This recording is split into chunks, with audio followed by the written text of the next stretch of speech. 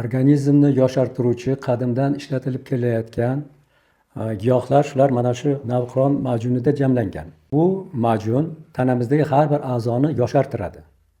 Immunitetni oshiradi. Hujayralarni o'z vaqtida yangilab boradi. Bu degani organizmni qarish jarayoni sekinlashadi degani.